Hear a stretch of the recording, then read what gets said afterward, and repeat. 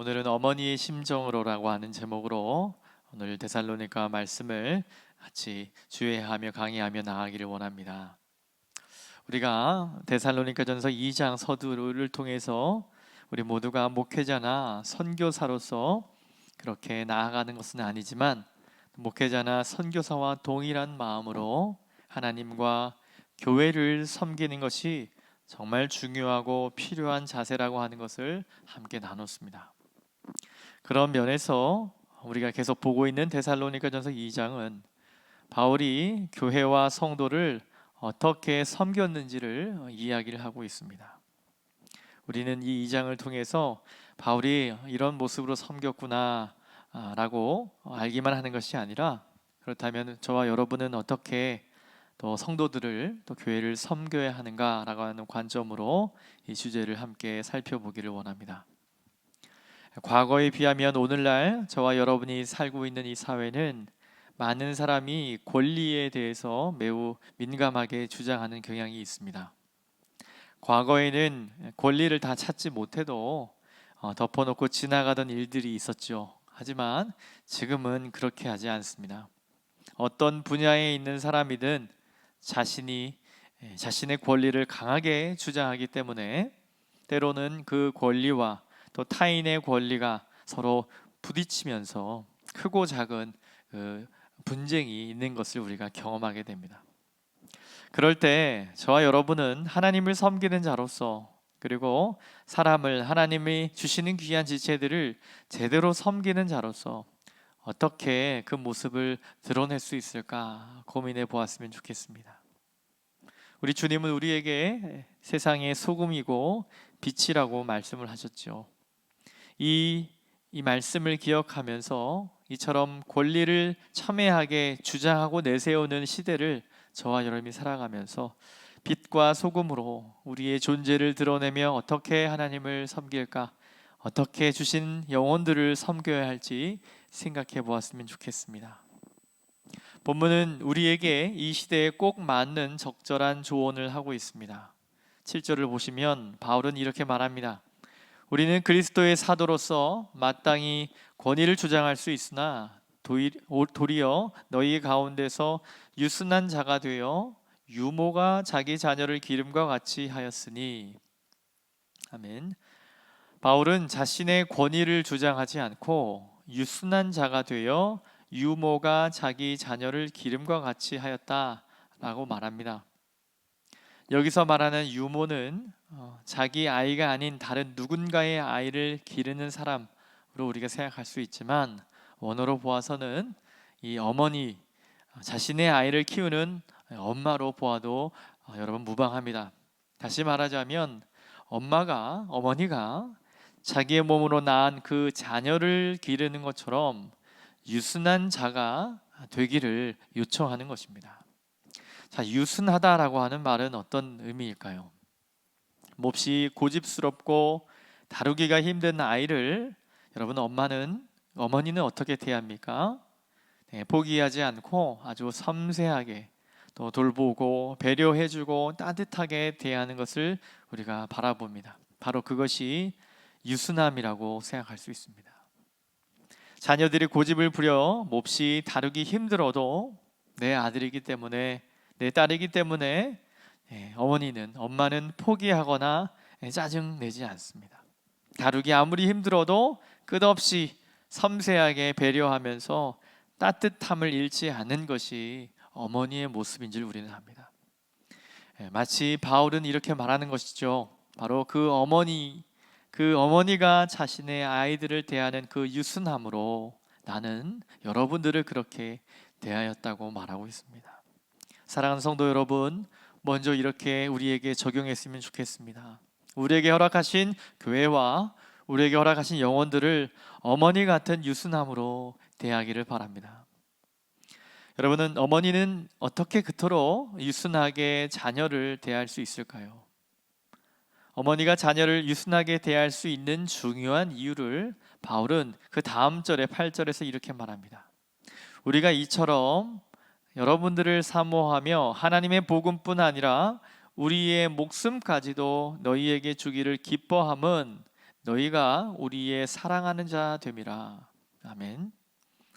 어머니가 가진 유순함으로 영혼들을 섬길 수 있는 그 근원, 그것이 무엇이라고 말합니까? 그 기저에 깔린 근원은 바로 사랑이라고 말합니다. 사랑. 여러분, 사랑은 모든 문제의 유일한 해결책으로 우리는 봅니다. 사람들은 문제에 대해 다양한 해석을 내놓지만 그 해답의 그 가장 중요한 자리에 있는 핵심은 바로 사랑이라고 할 수 있습니다. 그런데 많은 사람이 생각하는 그 사랑은 성경에서 말하는 그 사랑과는 조금 다릅니다. 성경은 사랑을 묘사할 때 늘 구체적인 모습을 말하며 동사로 표현합니다. 성경에서 사랑은 명사이거나 느낌이나 어떤 상태를 나타내는 형용사로 보이지 않고요, 구체적이고 사실적이며 실제로 무엇인가 드러내고 표현되어야 진짜 사랑이라고 성경은 말합니다. 그런 의미에서 볼 때 대부분의 남성은 이 사랑을 명사로만 생각하는 경향이 있습니다. 머릿속에 사랑이라고 하는 개념은 있지만 구체적인 그 내용을 잘 알지 못하죠. 그래서 사랑을 삶에서 나타내는 그 동사로 여기지 않는 것이 대부분 남자들의 문제라고 생각할 수 있습니다. 그래서 일반적으로 남자는 아내와 함께 살아가면서 사랑을 배우게 됩니다. 사랑이 동사임을 배우고 어떻게 하는 것이 배려하는 것이고 사랑하는 방법인지 배우게 되는 것이죠. 그래서 사랑을 통해 인격과 행함이 가능한 존재로 빚어지게 됩니다. 인격이 갖춰져야 어느 순간 행함으로 나오는 그 사랑이 이제 우리의 삶에서 묻어나게 되는 거죠. 저와 여러분은 모두 다 모태에서부터 죄인으로 이 땅에 왔습니다. 그래서 우리는 사랑을 배우지 않으면 절대로 사랑을 할 수 없는 사람들입니다. 우리가 사랑을 형용사나 명사가 아닌 동사라고 말할 때 그때 비로소 우리는 본문이 말하는 것처럼 바울이 이렇게 말하죠. 목숨을 주어도 아까워하지 않는 자기 희생과 수고가 따르는 자기 부정이라고 하는 진짜 사랑의 모습을 우리가 배우게 되는 겁니다. 여러분 잘 아시는 고린도전서 13장에 바울이 사랑이 무엇이라고 말하죠? 사랑은 자기의 유익을 구하지 않습니다. 이렇게 말합니다. 자기를 유익하게 하고 자기를 기쁘게 하려고 한다면 그것이 사랑이 아니라는 말이죠. 진정한 사랑을 한다면 자기를 깨뜨려야 된다고 하는 것이고요, 진정한 사랑을 하려고 한다면 희생하고 자기를 부정하고 자기를 기쁘게 하기를 멈추어야 누군가를 정말 진실하게 사랑하게 된다고 바울은 가르치는 겁니다. 그래서 8절에서 바울은 이렇게 이야기하죠.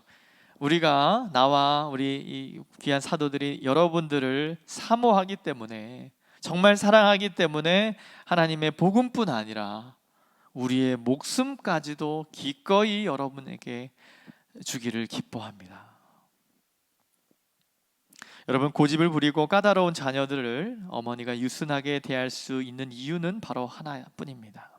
바로 부모가 자기를 깨뜨려 희생하기 때문에, 사랑이 만들어내는 그 희생 때문에 고집과 주관을 내세우고 다루기 힘든 자녀를 유순하게 대할 수 있게 되는 것이죠.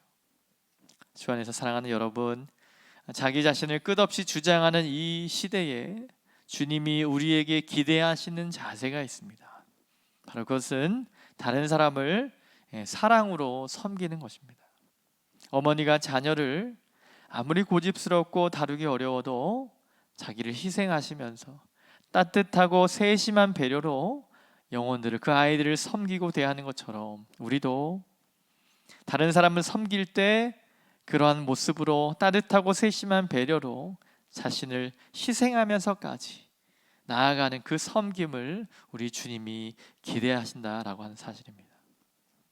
저마다 자기를 주장하는, 자기 권리를 주장하는 이 시대에 우리가 자기를 주장하려 들지 않고 어머니 같은 따뜻한 배려로 유순하게 다른 사람을 받아들이고 섬긴다면 저와 여러분이 계신 곳, 저와 여러분이 가는 그곳이 여러분 어떻게 될지 여러분 생각해 보십시오. 바로 예수님이 말씀하신 빛과 소금의 역할을 감당하는 그런 곳이 아닐까 생각합니다. 이것이 우리가 다른 사람을 대할 때 주님이 기대하시는 첫 번째 중요한 자세입니다. 또 9절과 10절에서 바울은 사도로서 자신이 가진 권리 가운데 두 번째로 자신의 권리를 내려놓고 수고와 애씀을 선택하는 것을 말합니다. 특별히 9절 10절을 보면 바울은 굉장히 원초적인 이야기를 하면서요, 자신이 얻을 수 있는 특별히 경제적인 지원을 받을 권리에 대해서 이야기합니다. 사도였죠. 예수의 복음, 하나님의 복음을 전하는 일을 감당했던 사람입니다. 사도로서 주님께 충성스럽게 살아온 바울을 여러분 기록을 따라 보면 힘겹게 하던 몇몇 교회가 있었습니다. 그 중에 가장 대표적인 교회를 우리 고린도 교회로 볼 수가 있는데, 사도 바울은 사도로서 자신이 어떤 권리를 가지고 있는지를 고린도 교회 성도들에게 편지한 그 책에 보면, 고린도전서 9장에 보면 이런 이야기를 합니다. 4절에서 6절을 제가 읽어드리겠습니다. 우리가 먹고 마실 권리가 없겠느냐? 우리가 다른 사도들과 주의 형제들과 게바와 같이 믿음의 자매된 아내를 데리고 다닐 권리가 없겠느냐? 어찌 나와 바나바만 일하지 아니할 권리가 없겠느냐? 이처럼 자신의 권리를 몇 가지 언급하고 8절에서 이렇게 말합니다. 내가 사람의 예대로 이것을 말하느냐? 율법도 이것을 말하지 아니하느냐? 사람의 예에 따르더라도 매우 당연한 일, 사역을 하고 거기에 상응하는 그 사례를 받는 일을 말하는 거예요. 그런 대우와 그런 것을 받는 일을 말하는 겁니다. 율법으로 보아도 몹시 당연한 권리. 하지만 바울은 어떻게 말하죠? 오늘 본문에 보서는 고린도전서에서 말하고 있는 그 권위를 다른 면으로 이렇게 말합니다. 9절을 보니까 형제들아, 우리의 수고와 애쓴 것을 너희가 기억하리니 너희 아무에게도 폐를 끼치지 아니하려고 밤낮으로 일하면서 너희에게 하나님의 복음을 전하였노라. 무슨 말입니까? 바울이 받을 수 있는 사례와 얻을 수 있는 그 모든 권리를 내려놓았다고 말하는 거예요. 이것은 조금 부정적이고 좀 강팍해서 말하는 것이 아니라 그 사랑의 섬김을 통해서 바울은 이런 말을 하는 겁니다. 아주 정당한 권리, 말하자면 복음을 전하는 자로서 그 일에 전념하도록 성도가 사역자의 경제적인 필요를 돕게 하는 그 정당한 권리를 바울이 어떻게 했다는 겁니까? 쓰지 않았다는 겁니다. 왜 이러한 일을 행하지 아니하였을까?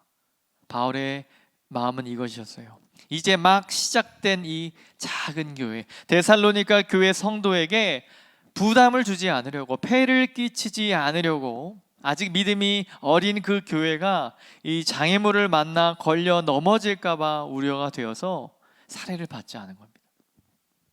힘에 부치도록 다른 일에 관심을 갖지 않게 하려고 바울은 자신에게 있는 정당한 권리를 포기하는 것이죠.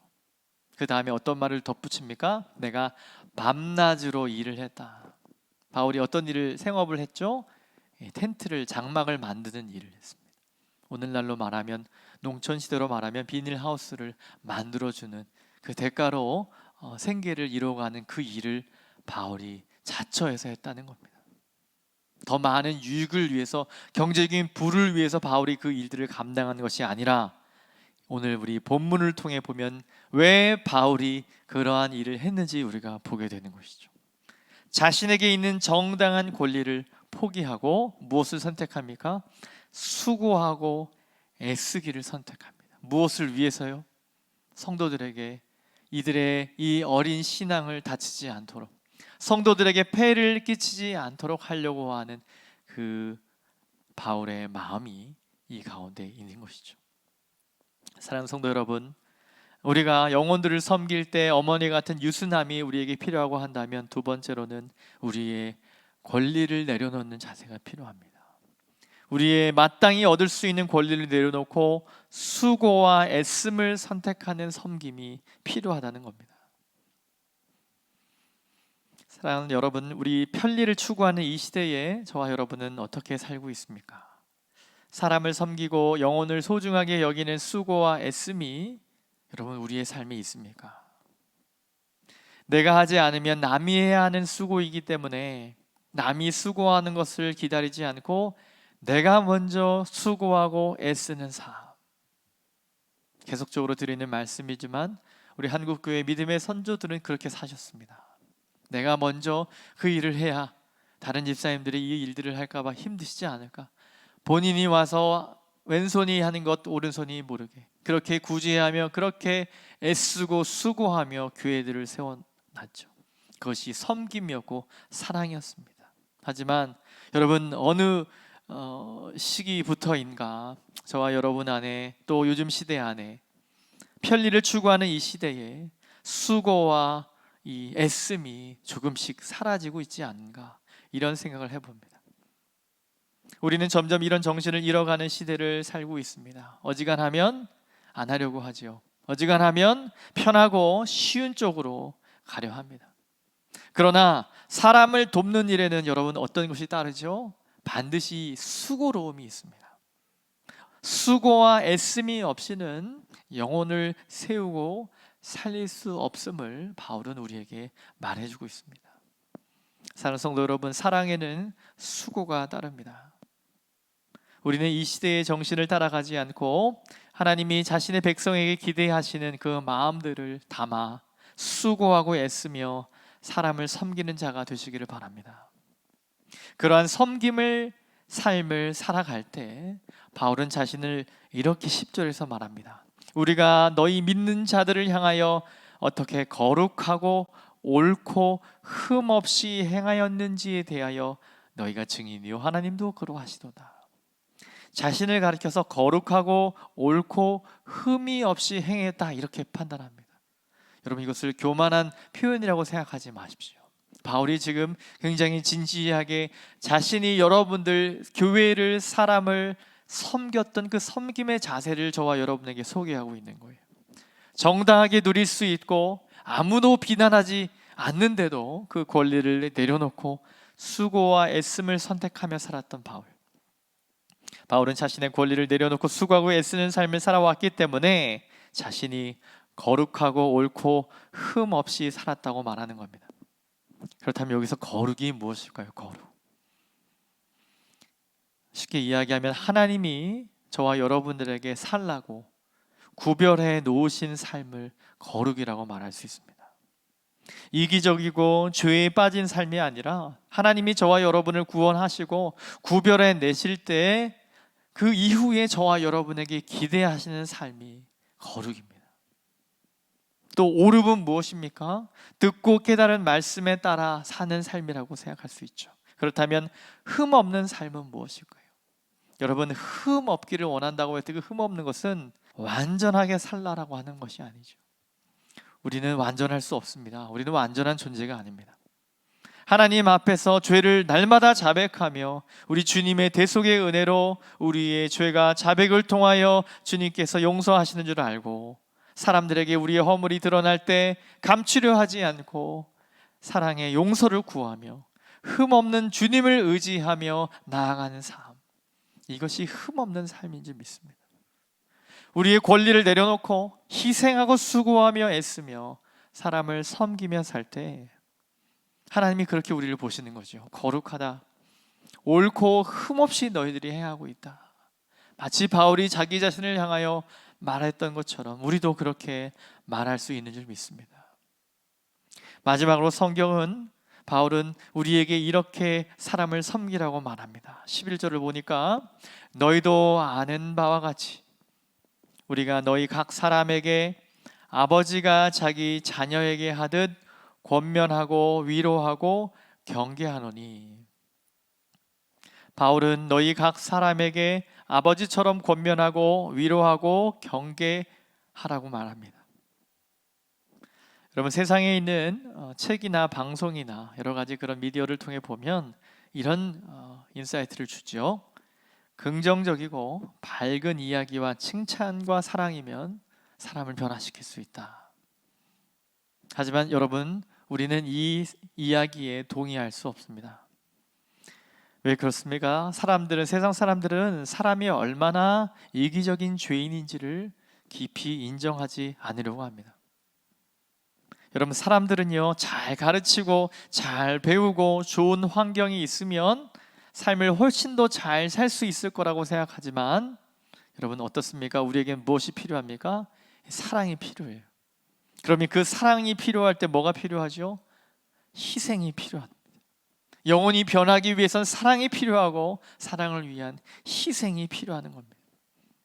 끝없이 영혼을 아끼고 사랑하기 위해서는 희생하고 섬기는 일이 필요해요. 동시에 11절의 본문을 통해 보니까 사람은 주인으로 태어났기 때문에 아버지처럼 권면하고 경계하는 일도 필요하다는 것을 우리는 알 수 있습니다. 여러분, 권면이 무엇일까요? 권면은 옳은 것을 익혀 행함에 이르도록 반복해서 가르치는 것이라고 말합니다.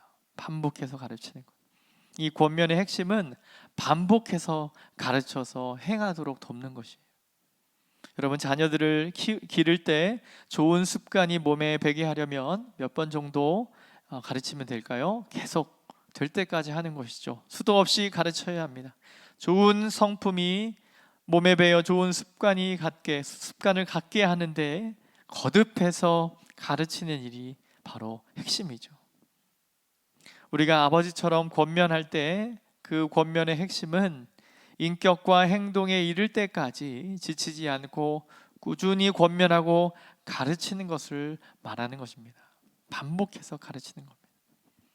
또한 그때에 계속 반복해서 가르치다가 그렇게 살려고 하다가 넘어졌을 때 낙심하지 않도록 붙들어주고 지지해주고 격려해주고 위로해주는 것. 여러분, 옳은 것을 몸에 익혀 인격과 삶이 되게 하려면 아버지로서의 이 엄한 경계가 필요하다는 것입니다. 사람은 이 엄한 경계 없이 좋은 말만으로 충분한 존재가 아닙니다. 때로는 마음이 아프기도 하고 그 말 때문에 더 상처받고 더 멀어지는 것 같아 보일 때가 있습니다. 그래도 그렇게 해야 하는 순간이 있습니다. 그렇게 해야 될 사실이 있습니다. 특별히 하나님을 대함과 예배를 대함과 여러분, 우리가 이런 부분에 우리가 이것들을 충분히 경계하며 또 권면해야 될 사실이 있죠. 엄하게 이야기해야 될 부분이 있습니다.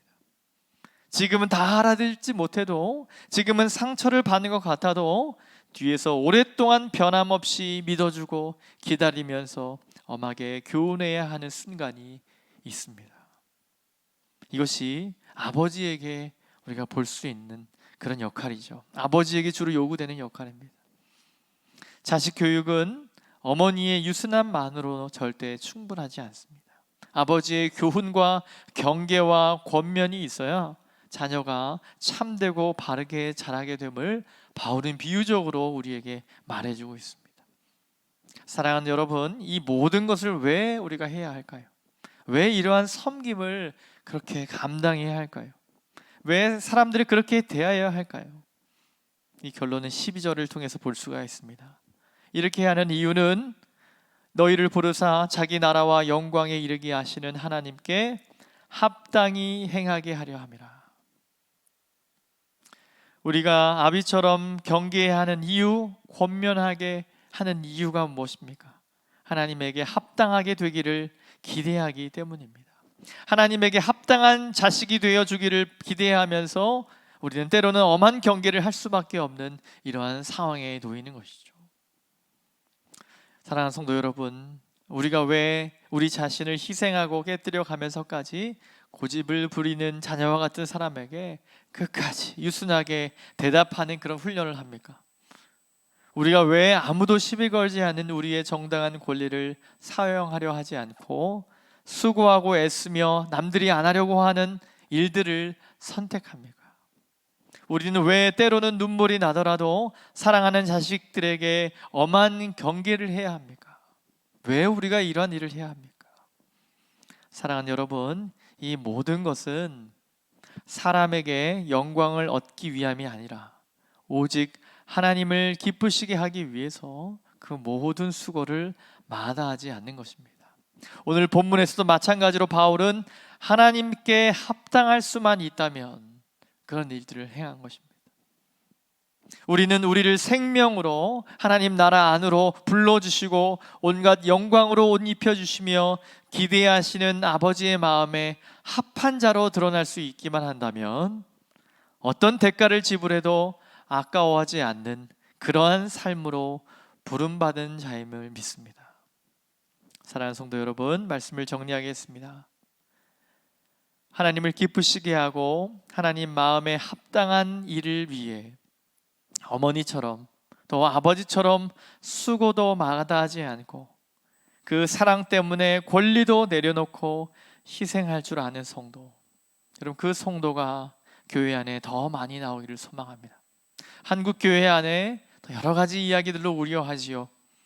여러분 정말 수고의 사랑의 수고가 넘쳐나는 교회, 정말 하나님을 두려워하며 예배를 세워가며 그렇게 우리의 신앙의 중심을 지켜가는 세대, 무엇으로 세울 수 있겠습니까? 데살로니가 성도들 통해 또 바울이 하는 이 많은 권면을 통해 우리는 지혜를 얻을 수 있습니다. 여러분 어머니와 같은 유수남으로 섬기십시오. 여러분 우리가 마땅히 취할 수 있는 권리도 하나님 원하신다면 내려놓으시고 수고하고 애씀을 선택하시기 바랍니다. 또한 아버지같이 권면하고 때로 이 진리의 말씀 가운데 잘못 생각하고 있다면 따끔한 충고도 사랑의 권면도 우리에게 필요합니다. 이 모든 것 하나님 앞에 합당하게 서기 위해서 나와 우리 교회와 우리 아이들이 하나님 앞에 합당한 자녀로 세움받기 위하여 열심으로 섬기며 나아가는 저와 여러분 되기를 축원합니다. 이 시간 우리 받은 말씀을 기억하며 함께 잠시 기도했으면 좋겠습니다.